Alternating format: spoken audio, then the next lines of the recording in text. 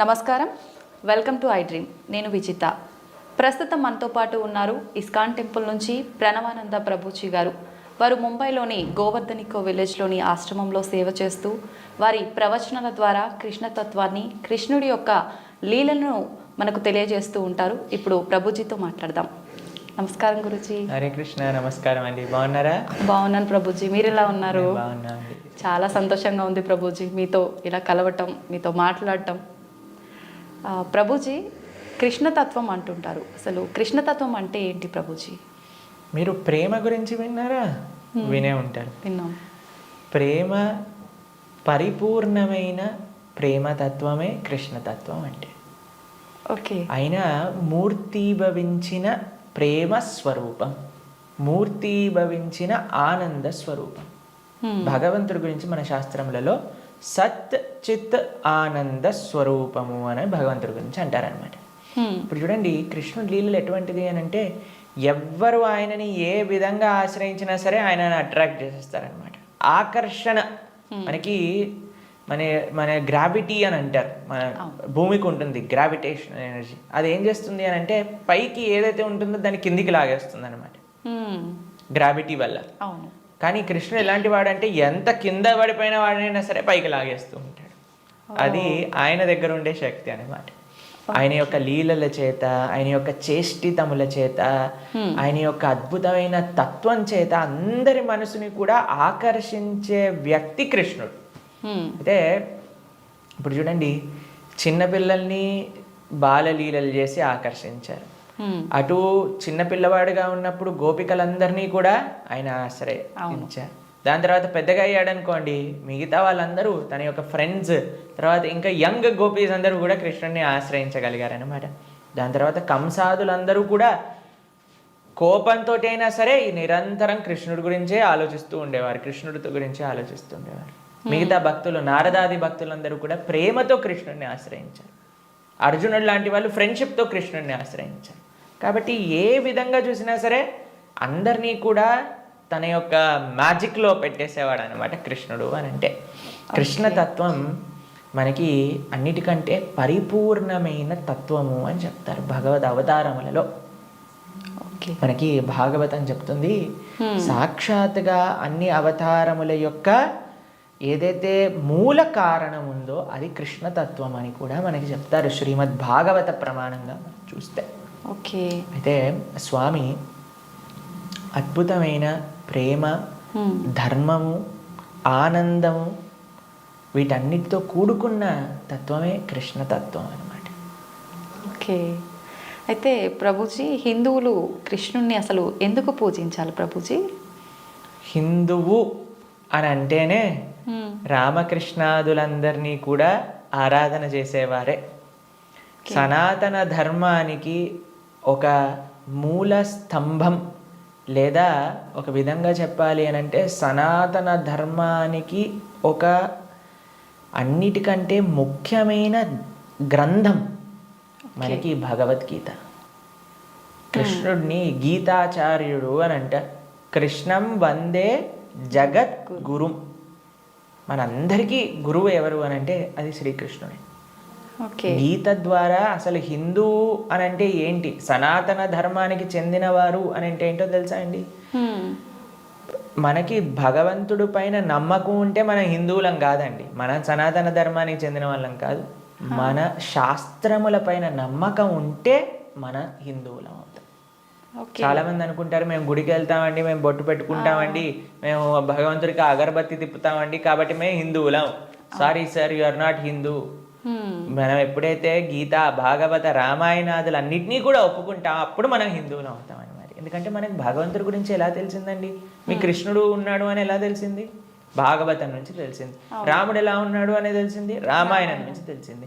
మనం రామాయణము, భాగవతము, భగవద్గీత, ఉపనిషత్తులు, వేదములు వీటిని ఒప్పుకున్నప్పుడే మనం భగవంతుడికి నమ్ముతాము అని మనకి ఆచార్యులు చెప్తారనమాట. కాబట్టి ఆస్తికత అని అంటే గ్రంథములపైన నమ్మకం పెట్టడం, మన శాస్త్రములపైన నమ్మకం పెట్టడం, మన ఆచార్యులపైన నమ్మకం పెట్టడం.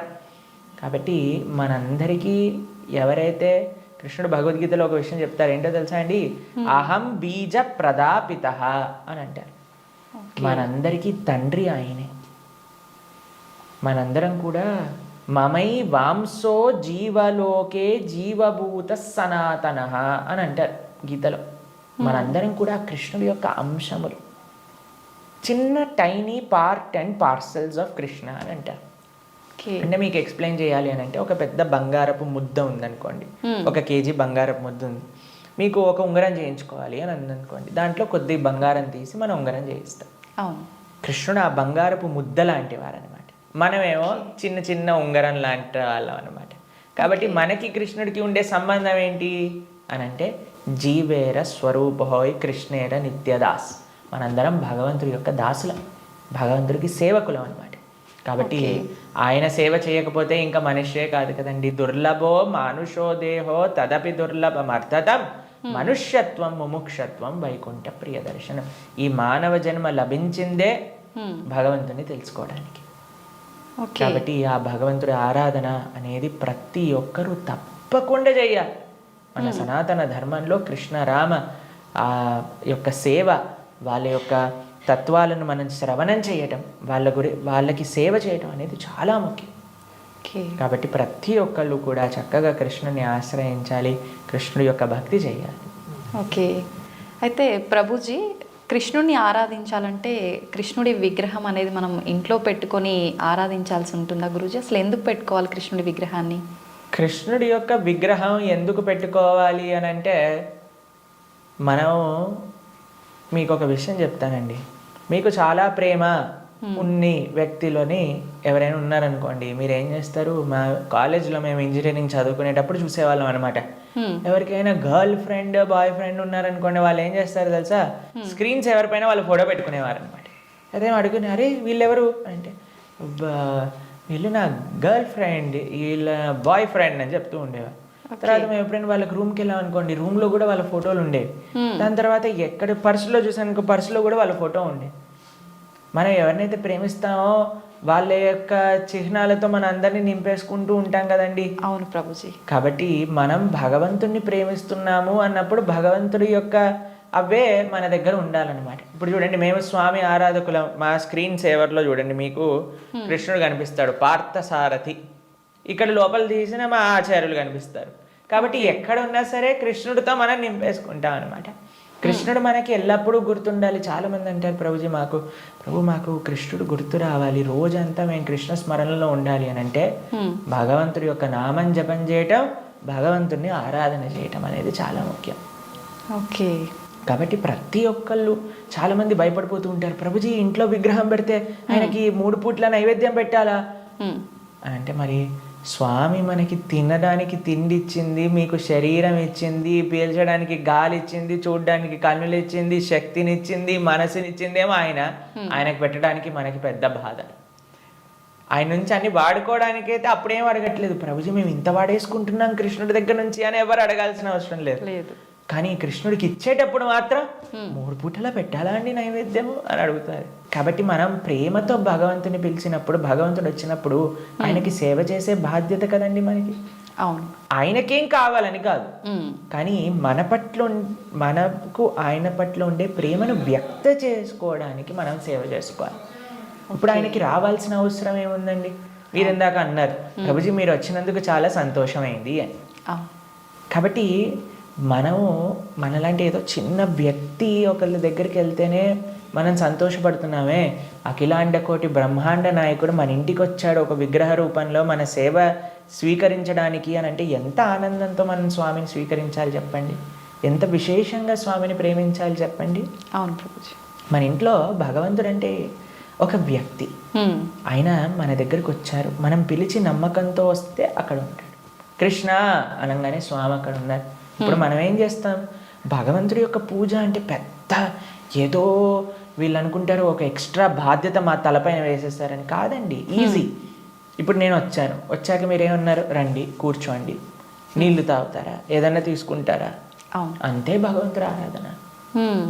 స్వామి వచ్చావా, తర్వాత కూర్చోబెట్టడం, ఆసనం సమర్పణ చేయటం, తర్వాత అర్ఘ్య పాద్య ఆచమనీయాదులు ఇవ్వటం. తర్వాత మీరు ఇంటికి గెస్ట్ వచ్చారనుకోండి, అయ్యా వాష్రూమ్ యూజ్ చేస్తారా, స్నానం చేసి రండి, ఫ్రెష్ అప్ అవ్వండి అంటారు కదా, స్వామికి స్నానం చేయించటం. దాని తర్వాత ఏం చేస్తారు, చక్కగా వస్త్రాలు ఇస్తారు, టవల్ ఇస్తారు, చూసుకోవడానికి వస్త్రాలు వేస్తారు. అయ్యా హాయిగా కూర్చోండి, మీకు భోజనం తయారు చేసి వచ్చాం, చక్కగా రండి, టిఫిన్ చేయండి, భోజనం చేయండి అని చెప్తాం. భగవంతుడికి నైవేద్యం పెట్టడం, అంతే పూజ అంటే. ఇంట్లో కంగారు పడిపోయి అయ్యా మా ఇంట్లో కృష్ణుని తెచ్చుకుంటే మేము ఏమేం చెయ్యాలి, మా సమయం అంతా పోతుందా. ఎంత చేశామని కృష్ణుడు చూడడు, ప్రేమతో చేశామా లేదా. పత్రం పుష్పం ఫలం తోయం యోమే భక్తా ప్రయచ్చతి. భక్తితో కానీ మనం పెడితే అది స్వామి తప్పకుండా స్వీకరిస్తారు. కానీ పెట్టాలి.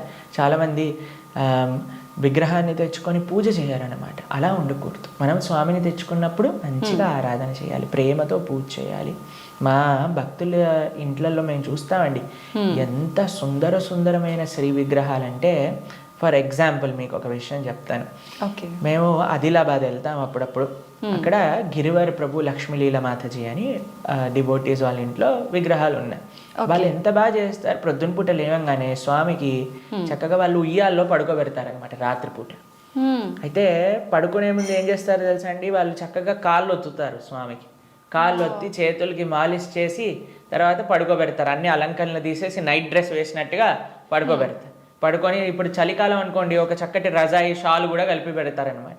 ప్రొద్దున పూట లేస్తారు. లేపాక చిన్నపిల్లవాడిని ఎలా మనం కూర్చోబెట్టి ఆయనను రెడీ చేసి ఎలా అయితే చేస్తామో అలా కూర్చోబెట్టి స్వామికి అలంకరణ చేసి, పిల్లలందరూ వాళ్ళ ఇంట్లో 3 పిల్లలు ఉన్నారనమాట. 3 పిల్లలు వచ్చి భగవంతుడికి ఆరతి చేస్తారు. అమ్మ నాన్న అందరూ ఇంటిల్లిపాది భగవంతుడి యొక్క సేవ చేసుకుంటారు. మీకు ఒక విషయం చెప్తా, a family that praise together stays together. మనం అన్నీ చేస్తామండి. ఇంటిల్లిపాది అందరిని తీసుకొని సినిమాకి వెళ్ళొచ్చు, ఇంటిల్లిపాది అందరిని తీసుకొని హోటల్కి వెళ్ళొచ్చు, ఇంటిల్లిపాది అందరిని తీసుకొని పార్క్కి వెళ్ళొచ్చు. అయినా సరే మాకు ఫోన్ చేసి చెప్తున్నాను, ప్రభుజీ మా ఇంట్లో ఎవరు మమ్మల్ని అండర్స్టాండ్, పిల్లలు మాటినట్లేదు ప్రభుజీ, ఈయన గారు మాటినట్లేదు ప్రభుజీ, ఆవిడ మాటినట్లేదు ప్రభుజీ, తలనొప్పి వస్తుంది ప్రభుజీ. నేనంటే అమ్మ మీరు సినిమాకి తీసుకెళ్తున్నారు, సీరియల్ చూపిస్తున్నారు, పార్క్కి తీసుకెళ్తున్నారు, రెస్టారెంట్కి తీసుకెళ్తున్నారు, ఎప్పుడైనా మీరు నలుగురు కలిసి ఒకటేసారి భగవంతుడికి పూజ చేశారా? నలుగురు కలిసి నియమంగా ప్రతి వారం మేము గుడికి వెళ్తామండి, ప్రతి వారం మేము గోసేవ చేయడానికి వెళ్తామండి అని ఎవరైనా చేస్తున్నారా అంటే, లేదండి మా ఆయన గారు గుడికి రాదండి, నేను ఒక్కనే వెళ్తానండి, మా ఆవిడ గారు పూజ చేయదండి, నేను ఒక్కనే పూజ చేస్తానండి, మా పిల్లలు ఆడుకోవడానికి వెళ్తారు. ఏవైతే చేయకూడదో అన్ని నలుగురు కలిసి చేస్తున్నారు, ఏదైతే పని చేయాలో కలిసి చేయట్లేదు కదా. మేము అన్నాం వాళ్ళకి, ఒక నెల రోజులు కలిసి మీరు ఆలయానికి వెళ్ళండి, నెల రోజులు కలిసి గోశాలకు వెళ్ళి గోసేవ చేయండి, ఒక నెల రోజులు కలిసి ఒక 5 నిమిషాలైనా సరే భగవంతుడు ముందు ప్రార్థన చేయండి అంటే, నెల రోజుల తర్వాత మాకు ఫోన్ చేశారు. ఫోన్ చేసి ప్రభుజీ ఇప్పుడు మేము ఇంతకు ముందు కంటే చాలా ప్రశాంతంగా ఉన్నాం, ఇంతకు ముందు కంటే చాలా మార్పు మా జీవితాల్లో వచ్చింది. కాబట్టి మేమన్నా ఇలానే చేస్తూ ఉండండి, ఇంకా శాంతి మీ ఇంట్లో పెరుగుతుంది. కాబట్టి మనకు ఒక కామన్ పాయింట్ కావాలి. ఆ కామన్ పాయింట్ మంచి సెంటర్ అయి ఉండాలి, అది భగవంతుడు. భగవంతుని కేంద్రంగా పెట్టుకుంటే, ఇప్పుడు మన ఇంటికి కేంద్రం ఏంటండి, డైరెక్ట్గా ఇంట్లో నుంచి రాగానే ఫస్ట్ మహావిశ్వరూప దర్శనం, పెద్ద ఎల్సిడి స్క్రీన్ టీవీ కనిపిస్తుంది మనకి. అవును ప్రభుజీ. కాబట్టి టీవీ మనకి కేంద్రం అయిపోయింది.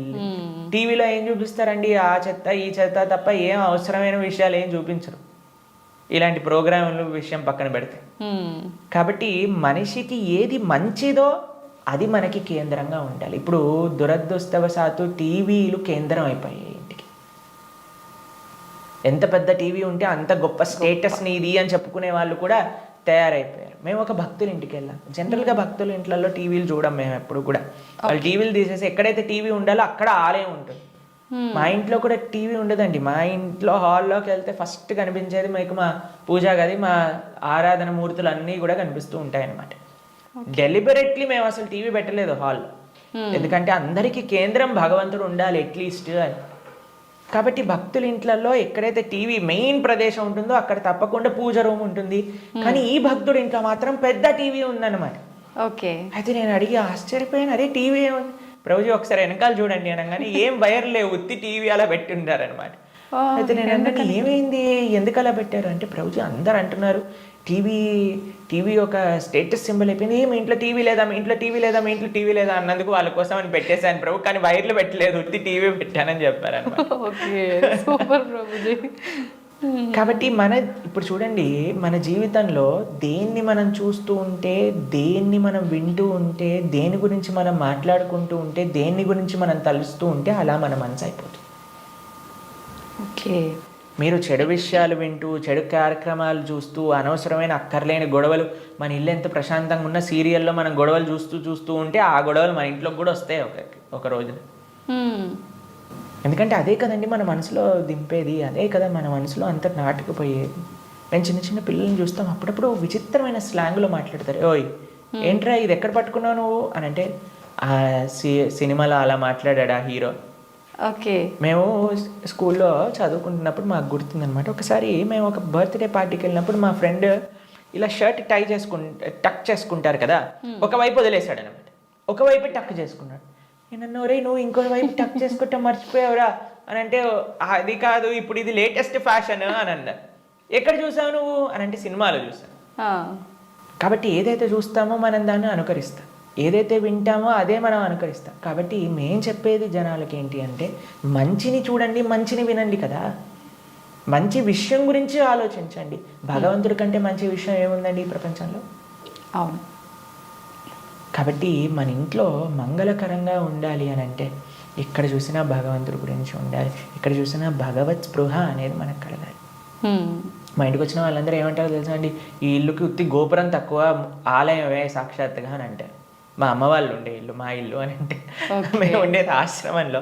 కానీ మా పేరెంట్స్ అండి, ఎక్కడ చూసినా మీకు ఎటువైపు చూసినా కృష్ణుడు కనిపిస్తూ ఉంటాడు, కృష్ణుడి యొక్క వివిధ లీలలు కనిపిస్తూ ఉంటాయి. అట్లీస్ట్ మనం మర్చిపోనే స్థితిలో ఉన్నా సరే అటు చూస్తే, ఓ కృష్ణలీల, కృష్ణుడు ఇలా గోవులను కాయడానికి వెళ్తున్నారు, ఇక్కడ గోపికలతో చక్కగా నృత్యం చేస్తూ ఉన్నారు, ఓ ఇక్కడ యశోదమ్మతో ఉన్నారు అని మనకు ఆ స్పృహ రాదు. కాబట్టి మనం 24 గంటలు మనం ఒక పాజిటివ్ ఎన్వైరన్మెంట్లో ఉండటం వలన, భగవంతుడికి దగ్గరగా ఉండటం వలన అది మనకి మంచిది. కాబట్టి ప్రతి హిందువు అని అంటేనే శ్రీ విగ్రహ ఆరాధన అత్యంత ముఖ్యం. మనము భగవంతుడి యొక్క అస్తిత్వాన్ని, భగవంతుడు అన్నిటికంటే కృప ఏంటో తెలుసా అండి, ఆయనకి ఒక విగ్రహ రూపంలో మన దగ్గరికి రావడం. ఓకే. ఆ కృపని మనందరం, ఈ సనాతన సాంప్రదాయం, పాపం మిగతా వాళ్ళకి ఆ అదృష్టం లేదు, వాళ్ళకి ఆ ఆనందం అంటే ఏంటో తెలియదు. కానీ మన సాంప్రదాయంలో ఆ విగ్రహ ఆరాధన, ఆ సేవ, భగవంతుడికి ఆ ప్రేమపూర్వకమైన సేవ చేస్తే అండి, అసలు దానికంటే గొప్ప ఆనందం ఈ ప్రపంచంలో ఇంకొకటి లేదు. కాబట్టి అటువంటి అదృష్టాన్ని మనం వదిలేసి పూజ చేయాలా, పూజ ఎందుకు చేయాలి, పూజ చేస్తే 3 పూట్ల నైవేద్యం పెట్టాలా, పూలు తీసుకొని రావాలా, మాల కట్టాలా, బట్టలు వేయాలా, అయ్యో రామ, మాకు ఇలాంటి ప్రశ్నలు ఇస్తే మాకు చాలా బాధేస్తుంది అనమాట. ఎందుకంటే మన పెద్దలందరూ, మన ఆచార్యులందరూ, మన గురువులందరూ భగవంతుడి యొక్క ఆరాధన ఎలా చెయ్యాలి, ఎంత బాగా చెయ్యాలి అని జీవితం యొక్క గోల్ భగవంతుడి ఆరాధన కోసం పెట్టేస్తే, భగవంతుడి యొక్క శ్రీమూర్తులను కాపాడటంలో పెట్టేస్తే, మనం మాత్రం ఇప్పుడు మోడర్న్ డే 21st సెంచరీ హిందువులు పూజ చేయాలా అని అడిగే స్థితిలోకి వచ్చేసాం. కాబట్టి వెరీ అన్ఫార్చునేట్. పూజ చేస్తున్నాము అంటే చాలా వరకు భయం ఒకటి మొదలైంది ప్రభుజీ అందరిలో. ఏం చేస్తే ఏం తప్పు అవుతుందో, దానివల్ల మాకేమన్నా మళ్ళీ అపచారం జరుగుతుందో, ఇట్లాంటి భయాలు ఎక్కువైపోయినాయి ప్రభుజీ. అదే కదా, ఎందుకంటే మనం దేవుడితో బిజినెస్ చేయాలి అని ప్రయత్నిస్తున్నాం కాబట్టి. బిజినెస్ ట్రాన్సాక్షన్స్లో ఏదైనా తప్పు రాసాం అనుకోండి, అయిపోయానంటే. బిజినెస్ ట్రాన్సాక్షన్స్లో ఏదైనా తప్పు చేసాం అనుకోండి, ఎందుకంటే వీడు ఏం ఆలోచిస్తున్నాడు, ఇప్పుడు నేను ఇది ఇలా చేస్తే దేవుడు నాకు అది అలా ఇవ్వాలి, అయ్యా నువ్వు నాకు 1 కోటి రూపాయలు ఇస్తే నేను నీకు 10 కొబ్బరికాయలు కొడతాను. ఏంటి, దేవుడు మీకు 1 కోటి రూపాయలు ఇస్తే మీరు 10 కొబ్బరికాయలు కొడతారా? దేవుడికి ఎంత పెద్ద దానం ఇస్తున్నాడు చూడండి దేవుడికి. అసలు ఇలా తయారైపోయాం కదండి. మనకి ఏం అవసరం లేదు, ప్రేమ మనకు అవసరం లేదు భగవంతుడి పట్ల. దేవుడా నువ్వు నాకు ఇది ఇవ్వు, నాకు ఆరోగ్యాన్ని ఇవ్వు, నాకు బట్టలు ఇవ్వు, నాకు డబ్బులు ఇవ్వు, నాకు కార్లు ఇవ్వు, నాకు ఇల్లులు ఇవ్వు, నాకు పిల్లలు ఇవ్వు, నాకు పెళ్లి చెయ్యి. మనం తిరుపతి ప్రవచనాలు చెప్తూ ఉంటే, ఒక మంచి భార్య కోసం తిరుప్పావై వ్రతం చేయొచ్చా, మంచి భర్త కోసం తిరుప్పావై వ్రతం చేయొచ్చా? ప్రతిదీ కూడా మనం మన కోరికలు తీర్చుకోవడానికి భగవంతుని వాడుకుంటున్నాం.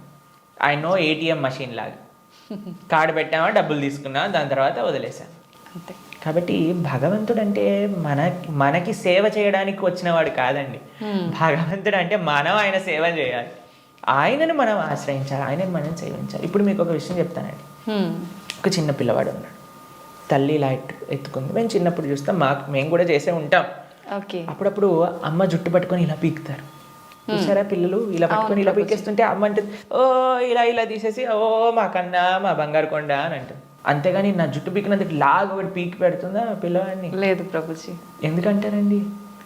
పిల్లల్ని గారాబం చేస్తుంటారు ముద్దుగా, అంటే తెలిసి తెలియని వయసు కదా ప్రేమ ప్రభుజీ, కదండి. ప్రేమ. పాపం వాడికి ఏం తెలుసండి జుట్టు పీకితే నొప్పేస్తుంది మా అమ్మకి అని.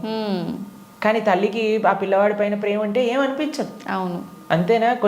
కొన్నిసార్లు పిల్లలు చూసారా మూత్రం పోసేస్తూ ఉంటారు, ఆ తాతగారు ఎత్తుకున్నప్పుడు అమ్మమ్మ ఎత్తుకున్నప్పుడు ఏమని అంటారా అండి? తీసి పిల్లవాడిని ఇలా పడేస్తారా పాట అని? ఇంకా హ్యాపీగా ఫీల్ అవుతారు ప్రభుజీ. ఎంత ఒకళ్ళని చూసానమాట మేము, ఓ మా పిల్లవాడు మా మనవాడు మూత్రం పోసాడే అని ఎగిలిపోతున్నాడు ఆయన. ఎందుకు? ప్రేమ ఉంది కాబట్టి భగవంతుడు ప్రేమైకమూర్తి. అందుకే కృష్ణుడి గురించి ఏమన్నాం మనం? ప్రేమ స్వరూపం. ఆయనని మాత్రం మనకి తెలియగా, అయ్యా నా భక్తిమాన్, నాకు భక్తి లేదండి, నాకు మంత్రాలు తెలియదు, నాకు నీ పైన అంత ప్రేమ లేదు స్వామి, నాకు తెలిసింది మా గురువులు చెప్పిన విధంగా నీకు పూజ చేస్తున్నా, నువ్వే అన్నిటినీ కాపాడుకో, నువ్వే ఇది ఆరాధన పూర్తి చెయ్యి అని ప్రేమతో చేస్తే స్వామి ఎందుకు అలా చేయడండి? ఎలా చేసినా సరే స్వామి స్వీకరిస్తాం. ప్రేమ ఉండాలంతే. కానీ మనకి ప్రేమ అవసరం లేదు, భగవంతుడు అవసరం లేదు. అయ్యా నువ్వు నాకు ఈ కోరిక తీర్చేసేయ్, ఇదే నాకు నీతో ఉండే సంబంధం, ఇంతే. కాబట్టి ఆధ్యాత్మికవేత్తలు కూడా చేసే అన్నిటికంటే పెద్ద పొరపాటు ఏంటంటే భగవంతుణ్ణి కేవలం భౌతిక కోరికల కోసం ఆశ్రయించాలి అని చెప్పటం అన్నిటికంటే పెద్ద అపరాధం. కాబట్టి ఎప్పుడూ అలా చేయకూడదు. స్వామిని ప్రేమతో ఒక తండ్రిలా, ఒక పిల్లవాడిలా, లేదా ఒక స్వామిలా మనం ఆరాధన చేయాలి. కాబట్టి దాంట్లో ఎప్పుడు తప్పు ఉండదండి. ప్రభుజీ, సాధారణ భక్తులు ఆ రకంగా కృష్ణ భగవాను పూజించిన సేవ చేసుకున్నా కూడా వస్తాడా ప్రభుజీ భగవానుడు? ప్రేమతో పిలిస్తే వస్తారు, ఎవరు పిలిచినా వస్తారు. ఎవ్వరు పిలిచినా ఆయన వస్తారు. వ్యాధశ్చాచరణం ధ్రువస్య వయః విద్యా గజేంద్రస్య కా కుబ్జాయాం కిము నామ రూపమధికం కిం తత్సుధామోదనం వంశక్కో విదురస్య యాదవపతేరుగ్రస్య కిం పౌరుషం భక్త్యా తుష్టతి నహి గుణైర్భక్తి ప్రియో మాధవ. ఒక 5 ఏళ్ల పిల్లవాడు ధ్రువుడు పిలిచాడు, రాలేదా అండి భగవంతుడు? ఒక ఏనుగు పిలిచింది, గజేంద్రుడు వచ్చాడా లేదా? ఒక కుబ్జ అనే ఒక కురూపి స్త్రీ పిలిచింది, స్వామి కృపనిచ్చేశాడు కదా. ఉగ్రసేన మహారాజు, సుధామ, ఆయన పాపం డబ్బులే లేవు. కృష్ణుడు ఏ కులాన్ని చూసో, లేదా జ్ఞానాన్ని చూసో, లేదా డబ్బుల్ని చూసో, అందాన్ని చూసో, వయస్సుని చూసో, యోగ్యతని చూసో రాడండి. భక్త్యా తుష్టతి నహి గుణైర్భక్తి ప్రియో మాధవ. కృష్ణుడున్నాడు, స్వామి పలుకుతాడు అనే నమ్మకంతో ఎవరైతే పిలుస్తారో, ఇప్పుడు ఎవరైనా ఆ శ్రీ భగవంతుడి యొక్క విగ్రహాన్ని చూసి ఇది బొమ్మ అనుకుంటే బొమ్మలానే ఉంటాడండి. ఇది మట్టితో చేశారా అంటే మట్టే ఉంటాడు. స్వామి ఉన్నాడు అని నమ్మితే ఎక్కడైనా భగవంతుడు ఉంటాడు. ఎవరైనా చెప్పారనుకోండి, అరే ఈ మట్టి విగ్రహంలో భగవంతుడు రావటం అపరాధం అని అంటే వాడికి భగవత్ తత్వం గురించే తెలియదు. మీకు ప్రేమ ఉందనుకోండి, ఎక్కడ పిలిచినా ఒక వ్యక్తి వస్తారు. అవునా కదా? అవును ప్రభుజీ. మేము ఒక ప్రోగ్రామ్కి వెళ్ళామండి. అయితే వాళ్ళు అన్నారు, ప్రభుజీ మా ఈ చిన్న ప్రోగ్రామ్కి వస్తారని మేము అనుకోలేదు ప్రభుజీ, కానీ పిలవంగానే మీరు వచ్చారు. ఒక చిన్న వ్యక్తినండి, ఒక ఇన్సిగ్నిఫికెంట్ పర్సెంట్ లైక్ మీ ఒక దగ్గరికి వెళ్తే వాళ్ళు ఎంత ఆనందపడ్డారు. అరే మా ప్రదేశానికి కూడా వస్తారా, మా ఇంటికి వస్తారా ప్రభుజీ అని ఆనందపడ్డారు. అదే ప్రేమతో పిలిస్తే భగవంతుడు రాడు ఈ వస్తువులోకి అని చెప్తే అసలు భగవంతుడు ప్రేమ ఉన్నట్టేనా? అసలు ఆయనకు భగవంతుడి గురించి తెలిసినట్టేనా? కాబట్టి ఎవరైతే విగ్రహారాధన దూషిస్తారో most unfortunate and most ignorant people in the entire creation. మా స్వామికి మనం అంటే ప్రేమ, మనందరం అంటే ప్రేమ, కాబట్టి మనం ఎక్కడికి పిలిచినా ఆయన వస్తారు. కాబట్టి ఆ ప్రేమ ఎవరు పిలుస్తారు అని కాదండి, ఎవ్వరు పిలిచినా సరే ప్రేమతో నమ్మకంతో కృష్ణుడు ఉన్నాడు. ద్రౌపదీదేవి పిలిచినప్పుడు రాలేదా అండి? ఏమైనా చూసుకున్నాడు ఆయన? యోగ్యతలు ఏం చూసుకోలేదే. ఎవ్వరు పిలిచినా ఆయన వస్తారు అన్నమాట. ఆయన రెడీగా ఉంటారు, ఆయన ఇలా ఉంటాడు, రెడీ టు జంప్ అన్నట్టుగా. ఎవరు పిలుస్తారు, వెళ్ళిపో. ఎవరి దగ్గరికి వెళ్ళాలి అని. కానీ మనం ఏం చేస్తామండి, మన సంరక్షణ మనం చూస్తాం. అయ్యా నేను ఎలా నన్ను కాపాడుకోవాలి అని చూసుకుంటాం కాబట్టి ఆయన హ్యాపీగా అక్కడ ఉంటారు. అయ్యా నాదేం బాధ్యత కాదు స్వామి, నీదే తండ్రి అని మనం చేతులు ఎత్తేసాం అనుకోండి, ఆయన మనల్ని కాపాడు. ఓకే ప్రభుజీ, కృష్ణ భగవానుని అవతార పరిసమాప్తి ఎలా జరిగింది ప్రభుజీ? భగవంతుడి యొక్క మీరు అడిగినట్టుగా కరెక్ట్ విషయం అడిగారు. అవతార పరిసమాప్తి ఇలా చెప్పాలి కృష్ణుడిని సంబోధించినప్పుడు, లేదా రాముడిని, ఏ భగవంతుడి యొక్క అవతారమైనా సరే. భగవంతుడికి పుట్టుక ఉండదండి. జన్మ కర్మచమే దివ్యం. భగవంతుడు ఏం చెప్పారు, ఆయనది దివ్యమైన జన్మ. దాన్ని మనం అవతారము అని అంటాం. ఇప్పుడు మీరు ఎప్పుడైనా చెప్తారా, రోజు ప్రొద్దున పూట సూర్యుడు పుడతాడు, సాయంత్రం పూట చనిపోతాడు అని అంటారా? లేదు. ఏమంటాం మనం? సూర్యుడు ఉదయించాడు, అస్తమించాడు, అంతేనా? అవును ప్రభుజీ. భగవంతుడు కూడా ఉదయిస్తాడు, భగవంతుడు కూడా అస్తమిస్తాడు. సూర్యుడు అస్తమిస్తాడు అంటే పోయినట్టేనా? ఇంకా ఆయన నీకు కనిపించట్లేదు, కానీ ఇంకెక్కడ ఉన్నట్టే కదా.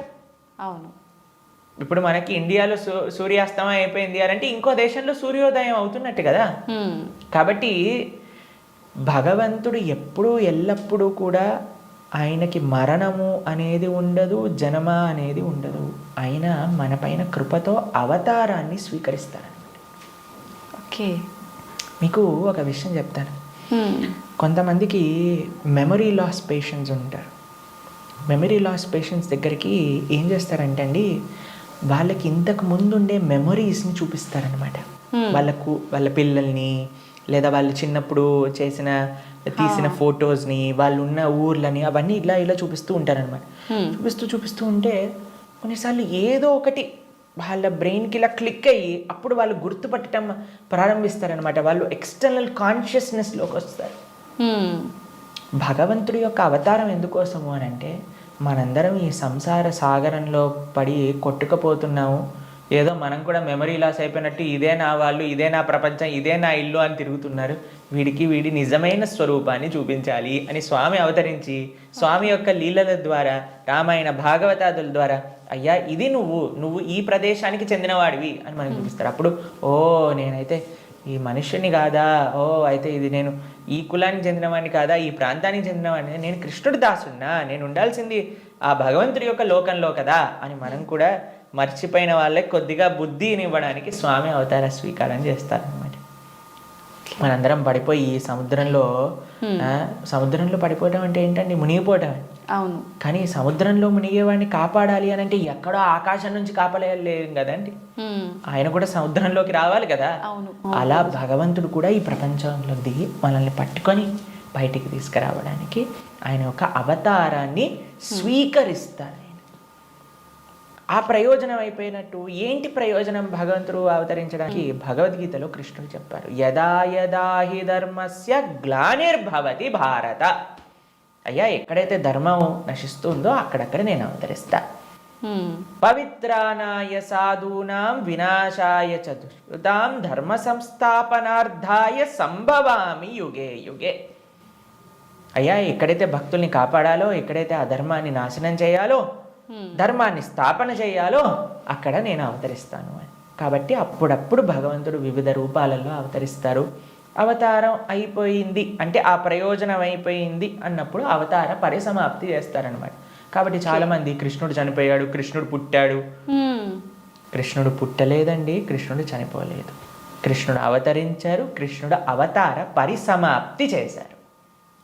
మనం పుట్టంగానే అని ఏడుస్తూ ఉంటారు. ఏడవకపోయినా సరే, ఎవరైనా ఏడవకపోతే ఏం చేస్తారంటే డాక్టర్ వచ్చి రెండు వేస్తాడనమాట, ఏడవాలి మనం. కానీ కృష్ణుడు పుట్టినప్పుడు తెలుసండి, నవ్వుతూ పుట్టారు.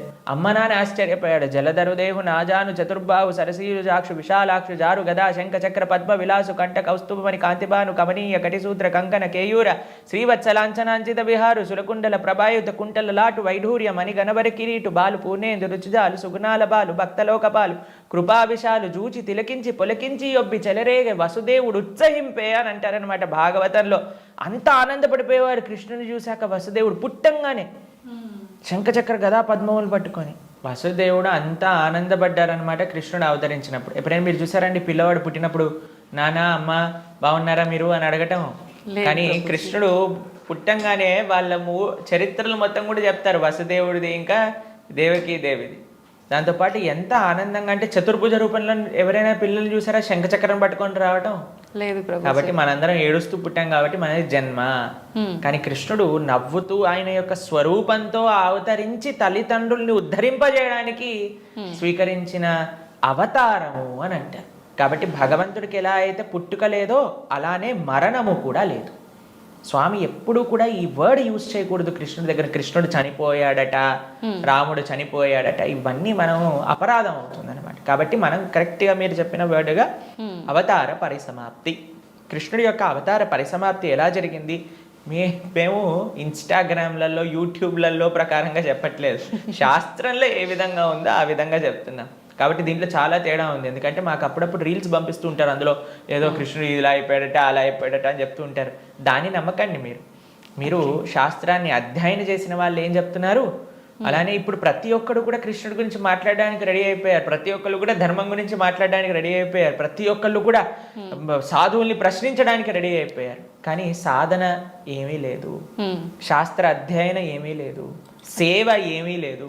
ప్రతి ఒక్కరికి మైక్ వచ్చింది కదా, కెమెరా ఉంది కదా అని మాట్లాడుతున్నారు అనమాట. కానీ అది కాదండి కరెక్ట్ విధానం. తద్విద్ధి ప్రణిపాతేన పరిప్రశ్నేన సేవయా ఉపదేశంతితే జ్ఞానం జ్ఞానిన తత్వదర్శన. ఒక గురువు దగ్గరికి వెళ్ళి సేవ చేస్తూ ఎంత కష్టం తెలుసా అండి మీకు. ఒక విధంగా శాస్త్రం విషయాలు నేర్చుకోవాలి అని అంటే ఆ నమ్మకం, ఆ డెడికేషన్, ఆ ఇంట్రెస్ట్, ఆ సేవ, పరిప్రశ్న ఇవన్నీ కావాలి మనకి. ఇప్పుడు ఒక విషయం మనకి టీవీ మాధ్యమంగానో మన ఇంటర్నెట్ మాధ్యమంగానో అన్ని సులభము అయ్యాయి. ఆ సులభం అవ్వటంలో రెండు ఉన్నాయి. ఎవరైనా మాట్లాడింది మనం నమ్మేస్తాం.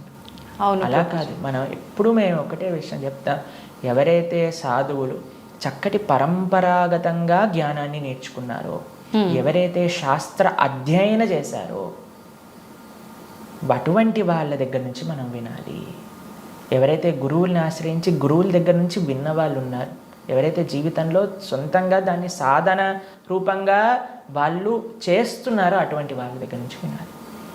కాబట్టి మనకి భాగవతం చెప్తుంది, భగవంతుడు ఒకానొక సమయంలో అయ్యా ఈ ప్రపంచంలో ఉండే అధర్మ మొత్తం కౌరవుల వైపు ఒక్కసారి అందరినీ గ్యాదర్ చేసేసి కంప్లీట్ చేసేస్తాడు అనమాట. ఇక అయిపోయింది అని అనుకున్నప్పుడు ఆయన చక్కగా ఒక దగ్గర ప్రభాస క్షేత్రము అనే ప్రదేశంలో ఆయన ఇలా ఉన్నారనమాట. ఉన్నప్పుడు ఒక వేటగాడు వచ్చి ఒక జింకని వేటాడుతున్న ఆయన కృష్ణుడి యొక్క పాదాన్ని, శ్రీపాదాలను చూస్తూ జింకలా అనుకొని బాణాన్ని వేశారు. వేసినప్పుడు అది కృష్ణుడి యొక్క పాదానికి తాకింది. మీకు ఒక విషయం చెప్తాను, లాజికల్గా ఆలోచిద్దాం. మీ అందరికీ లాజిక్ థింకింగ్ చాలా ఎక్కువ కదండి. పాదాలలో బుల్లెట్ దిగింది అని అనుకుందాం, బాణం కూడా పక్కన పెట్టేసేయండి, చనిపోయాడు అని మీరు ఎప్పుడైనా విన్నారా?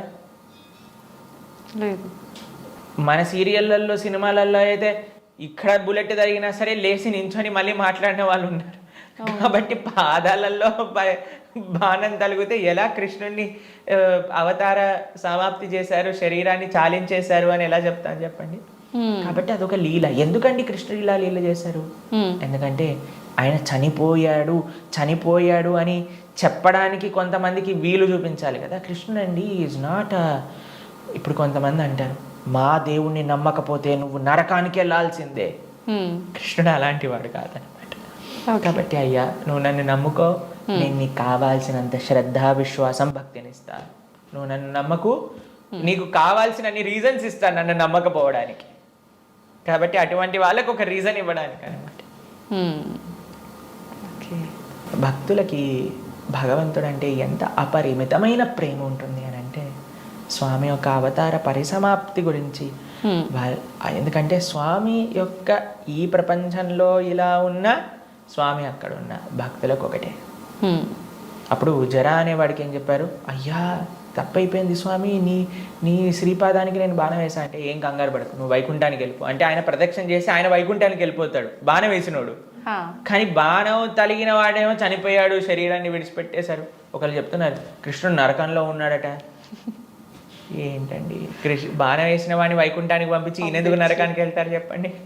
అవును. కాబట్టి భాగవతం ఏం చెప్తుంది అని అంటే, ఆయన కృష్ణుడు అలానే నవ్వుతూ అందరూ దేవతలందరూ కూడా వాళ్ళ వాళ్ళ వాహనాలలో ఆకాశాన్ని మొత్తంలో కూర్చొని, అయ్యా మా కోసం నువ్వు అవతరించావు, ఇంతమంది దుష్టుల్ని సంహరించావు అని పుష్పవృష్టి కురిపిస్తుండగా స్వశరీరంతో, అలాని శరీరం వదిలేసి కృష్ణుడు ఆత్మ వెళ్ళిపోయింది. కృష్ణుడికి ఆత్మ మనలాగా శరీరం వేరు వేరు కాదు, ఆయన సచ్చిదానంద స్వరూపం. మొత్తం ఆయనకి ఆత్మ వేరు, శరీరం వేరు, హార్ట్ వేరు అలా ఉండదండి. స్వామి ఒకటే ఒక అద్భుతమైన స్వరూపం అనమాట.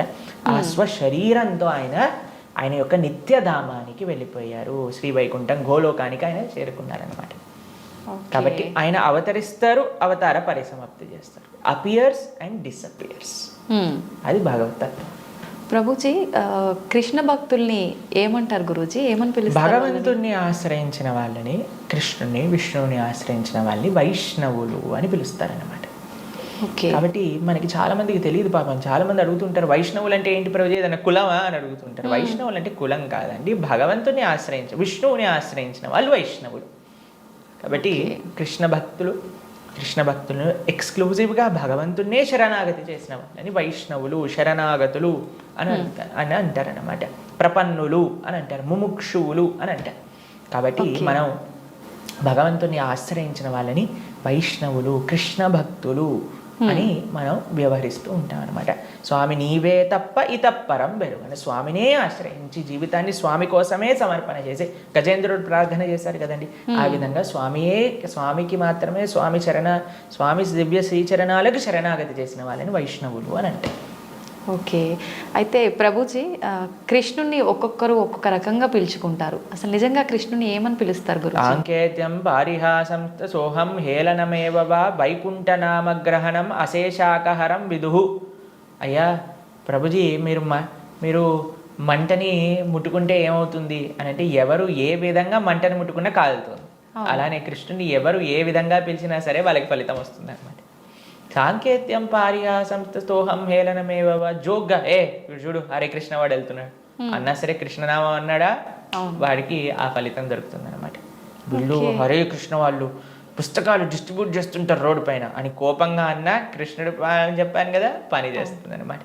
ఏ విధంగా మందు లోపలికి వెళ్ళినా సరే పని చేసినట్టుగా స్వామిని ఎవరు ఏ విధంగా ప్రేమించినా సరే, మనం భగవంతుని ఎలా పిలవాలి అని మీరు అడిగారు కదా, ఎలా పిలిచినా ఫలితం ఇచ్చేవాడి యొక్క నామం అయితే ప్రేమతో పిలిస్తే ఇంకేం జరుగుతుంది చెప్పండి. అసలు ఇంకా మంచి అద్భుతంగా ఆ యొక్క భక్తి, ఆ యొక్క ప్రేమ, విశ్వాసంతో మనం ఎప్పుడైతే ఆ భగవంతుడి యొక్క నామాన్ని తీసుకుంటామో, కలో దోష నిదే రాజన్ అస్తి ఏకోన్ మహాన్ గుణాన్ కీర్తనాతేవ కృష్ణస్య ముక్త సంగ పరం బ్రజేత్. ఈ కలియుగంలో అన్ని దోషాలతో నిండిపోయింది. ఎక్కడ చూసినా సరే అండి, మాకు ఫోన్ చేసిన వాళ్ళందరూ, ప్రభుజీ ఈ బాధ, ఆ బాధ, ఈ కష్టం, వాడు అలా చేశాడు, వీడు ఇలా చేశాడు, వీళ్ళు అలా మోసం చేశారు, వాళ్ళు అలా మాట్లాడుతున్నారు, వీళ్ళు ఇలా ఇబ్బంది పెడుతున్నారు, ఇదే అండి. ఎక్కడ చూసినా సరే, న్యూస్ చూసినా, టీవీ చూసినా, ఎక్కడైనా ఇదే కదండి అంతా కూడా. ఇక్కడ ఆ యుద్ధం జరుగుతుంది, ఇక్కడ ఈ యుద్ధం జరుగుతుంది, ఇక్కడ ఈ దొంగతనం అయింది, అక్కడ యాక్సిడెంట్ అయింది. ఎక్కడ చూసినా ఈ ప్రపంచంలో కష్టాలే అట. ఈ కష్టాలతో నిండిపోయిన ఈ ప్రపంచంలో నుంచి బయటపడాలి అని అంటే ఏకైక మార్గం ఏమిటి అని అంటే భగవంతుడి యొక్క నామస్మరణ. కేవలం భగవన్నామస్మరణ మాత్రమే మనల్ని తరింపజేస్తుంది ఈ ప్రపంచంలోంచి. అందుకే కృతేయ ధ్యాయతో విష్ణుం త్రేతాయాం యజతో మకై ద్వాపరే పరిచర్యాయాం కలో తత్హరికీర్తనం. ఈ కలియుగంలో శాస్త్రం ఇచ్చిన ఒక అద్భుతమైన ఔషధం ఏంటి అని అంటే భగవన్నామ స్మరణ. ప్రేమతో, మనస్సుతో ఆ భగవంతుడి యొక్క నామాన్ని స్మరించాలి. హరే కృష్ణ కృష్ణ కృష్ణ హరే హరే, హరే రామ రామ రామ హరే హరే. ఇది మహామంత్రం. అందుకే హరిర్నామ హరిర్నామైవ కేవలం నాస్తైవ గతిరన్యద అని చెప్పారనమాట శాస్త్రంలో. ఆ భగవంతుడి యొక్క నామస్మరణ తప్ప ఈ కలియుగంలో ఇంకొక మార్గం లేదు తరించడానికి అని కూడా మన శాస్త్రం చెప్తుంది. కాబట్టి ప్రేమతో, భక్తితో, శ్రద్ధతో, విశ్వాసంతో, నమ్మకంతో మనం భగవంతుడి యొక్క నామస్మరణ చేయాలి. ఓకే. అయితే ప్రభుజీ, కృష్ణుడి విగ్రహం పెట్టుకుంటుంటారు చాలామంది. అసలు ఎందుకు పెట్టాలి గురూజీ కృష్ణుడి విగ్రహాన్ని? ఇందాక మనం మాట్లాడుకున్నట్టుగా మనకి ఏ వ్యక్తి పైన అయితే ప్రేమ ఉంటుందో ఆ వ్యక్తి యొక్క స్వరూపం మన దగ్గర ఉంటుంది. కాబట్టి మన యొక్క స్వరూపమే భగవంతుడి యొక్క దాసులు. కాబట్టి భగవంతుడిని ఆరాధన చేయాలి. మనం చాలామంది చేసే తప్పు ఏంటంటే స్వామి లేకుండా అమ్మని, అమ్మ లేకుండా స్వామిని ఆరాధన చేస్తూ ఉంటారు. అలా కాదు, మనం రాధాకృష్ణుని ఇరువురిని ఆరాధన చేయాలి. మీరు ఇంట్లో శ్రీ విగ్రహాలను పెట్టుకుంటున్నారు అని అంటే ఆరాధన కూడా తప్పకుండా చేయాలి. భగవంతుడికి నైవేద్యం పెట్టడం, ఆరతి ఇవ్వటం, ఉత్సవాలు జరపటం, అభిషేకాలు చేయటం, వీటన్నింటినీ కూడా చక్కగా చేసుకోవాలి. ఇది ప్రియారిటీగా చేసుకోవాలి. ఇది చేసుకుంటే మీ జీవితంలో ఆనందం వస్తుందండి. మిగతాది ఏది చేసినా ఆనందం రాదు. కాబట్టి మనం ప్రణవానంద దాస్ అనే యూట్యూబ్ ఛానల్లో మనకి సదాచారం కోర్సులో మనం ఎలా భగవంతుడి యొక్క ఆరాధన చేయాలి అని చెప్పి ఉన్నాం. దాన్ని తప్పకుండా శ్రవణం చేయండి. అలానే భగవంతుడి యొక్క శ్రీ విగ్రహాలు మీరు తీసుకునే ముందు మనం సంపూర్ణ భాగవతాన్ని చెప్పుకున్నాం. గీతా భాగవతాలు మన ప్రణవానంద దాస్ అనే ఛానల్లో మీకు లభిస్తాయి. ఈ మొత్తం సిరీస్ని శ్రవణం చేయండి. అప్పుడు మీకు అసలు ఎందుకు నేను భగవంతుని ఆరాధన చేయాలి అనే దానిపైన క్లారిటీ వస్తుంది. దాని తర్వాత ఎలా ఆరాధన చేయాలి అనేది మీరు తర్వాత చూసుకుందరు. కానీ కాబట్టి మనం హిందువులుగా కేవలం నేమ్ సేక్ హిందూస్ అవ్వకూడదు, కేవలం బొట్టు పెట్టుకునే హిందూస్ అవ్వకూడదు, శనివారం ఉపవాసం చేసే హిందువులం అవ్వకూడదు, సంవత్సరానికి ఒకసారి వెంకటేశ్వర స్వామి దర్శనం చేసుకునే హిందువులం అవ్వకూడదు. మనం అవ్వాలి అని అంటే మన సనాతన ధర్మం యొక్క తత్వం ఏంటి, గీతా భాగవతాలు ఏం చెప్తున్నాయి, అసలు హిందూ అంటే ఏంటి అని ఫస్ట్ తెలుసుకోండి. దాని తర్వాత మీ జీవితంలో ఒక పర్పస్ అనేది మీకు లభిస్తుంది. నిజంగా అసలు చాలా మంచి విషయం గురువు గారు. ఇదైతే అసలు చాలామంది నిజంగా మీరు అన్నట్టు భగవంతుని పూజించాలి అంటే ఏదో మొక్కుబడికి పూజించడమే కానీ నిజంగా ఒక ప్రేమ అభిమానాలతోటి ఆ భగవంతుని కనుక పూజిస్తే మీరు చెప్పిన ఆ కృష్ణలీలలన్నీ చూపిస్తాడనేది నిజంగా చాలా మంచి విషయం ప్రభుజీ. నమస్తే. హరే కృష్ణ అండి. నమస్కారం.